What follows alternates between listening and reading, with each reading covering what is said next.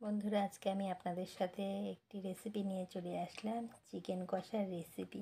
সবাই তো চিকেন কষা করেন, কিন্তু আমি কিভাবে করি আজকে সেটাই আপনাদের সাথে শেয়ার করলাম। আর প্রথমে লেবু আর নুন দিয়ে চিকেনটাকে ভালো করে আগে মেখে নিচ্ছি। এরপরে আমি একে একে সমস্ত লেবুর দানা একটা পড়ে গেছিলো, সেটাকে তুলে ফেলে দিলাম।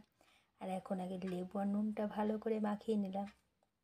এরপর এর মধ্যে হলুদ গুঁড়ো, গোলমরিচ গুঁড়ো, লঙ্কার গুঁড়ো, একটু সর্ষের তেল দিয়ে এটাকে ভালো করে মাখবো। মানে যতটা হাত দিয়ে ভালো করে মাখা যায়। আমি তো অল্প একটু শেয়ার করলাম, বেশ আমি মিনিট 10 আমি ভালো করে এটাকে মেখেছি। আর এই চিকেনটা রান্না করতে মাংসটাকে ভালো করে হাতের সাহায্যে ভালো করে মেখে নিতে হবে। এবার আমি 1 ঘন্টা রেস্টে দিয়ে রেখেছি। তারপর সমস্ত কাজ সেরে আবার আসলাম। এদিকে আমি আলুগুলোকে একটু ভালো লাল করে এদিক ওদিক করে ভেজে নিচ্ছি। আলুটাকে একটু নুন দিয়ে ভেজে নিয়েছি যাতে করে সেদ্ধ হয়ে যায়, কারণ আমি তো চিকেন কষা করবার। এদিকে দেখুন বেশ 1 ঘন্টা ম্যারিনেট করার পরে এটাকে দেখাচ্ছি। আর এদিকে আছে পেঁয়াজ কুচি, পেঁয়াজ বাটা, আদা রসুন বাটা সমস্ত কিছু নিয়েছি। আর এদিকে আছে একটা বড় সাইজের টমেটো, কাঁচা লঙ্কা, গোটা গরম মশলা, তেজপাতা, শুকনো লঙ্কাটা আমি ধুয়েই রেখেছি। আর এখন আলুগুলোও ভাজা হয়ে গেছে ওইগুলো দেখাতে দেখাতে। আর এদিকে সমস্ত আলুগুলো আমি তুলে নিচ্ছি। আর এই রকমভাবে চিকেন কষা রুটি বা ভাতের সাথে তো ভালোই লাগে, আর যারা রুটি খেতে পছন্দ করেন তাদেরও ভালো লাগবে। আর আরও একটু তেল দিয়ে দিলাম। আর এখন আমি ওই তেলের মধ্যে গোটা গরম মশলা, তেজপাতা, শুকনো লঙ্কা ফোড়ন দেবো। এবারে ফোড়নটা হয়ে যাওয়ার পরে আমি আর ওদিকে জল গরমও বসিয়েছি। এবার পেঁয়াজটা একটু ভেজে নেবো, একটু নুন দিয়েছি।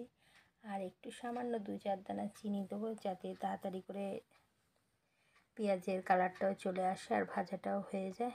এখন আমি এটাকে একটু ভেজে নেব ভালো করে, তারপরে আমি চিকেনটাকে দেবো। একটু ভালো করে, অনেকটাই পেঁয়াজ আছে আর আমি এখানে নিয়েছি 700 গ্রাম মাংস। আর সেই অনুপাতে আমার পেঁয়াজটাও দিয়েছি, কিছুটা আমি কুচি করে দিয়েছি আর কিছুটা গ্রেভির জন্য আমি বেটে দিয়েছি। এখন পেঁয়াজটাকে এদিক ওদিক করে ভালো করে আমি আর দেখুন বন্ধুরা, পেঁয়াজের কালারটা বেশ এবারে পরিবর্তন হয়েছে। এবার আমি এর মধ্যে সমস্ত মশলা মাখানো ম্যারিনেট করা মাংসটা আমি এর মধ্যে অ্যাড করবো। আর তেলও দেওয়া ছিল, ওই জন্য পুরোটাই এখন দিয়ে দিলাম। আর এক হাতে ক্যামেরা করছি দেখে একটু অসুবিধা হচ্ছিলো, ওই জন্য আবার একটু সাহসী দিয়ে নেড়ে চেড়ে আবার আপনাদের সাথে পরে আমি শেয়ার করছিলাম। একবারে শেয়ার করে দেখুন বন্ধুরা, চিকেনটা একটু ভাজা ভাজা হয়ে গেছে। এবার এর মধ্যে আমি পেঁয়াজ বাটাটা অ্যাড করলাম, আদা রসুন বাটাটা অ্যাড করলাম। এবারে আমি একদম কষাবার এই পেঁয়াজ রসুন টমেটো এই রসেই না পুরো চিকেনটা রান্না হয়ে যাবে।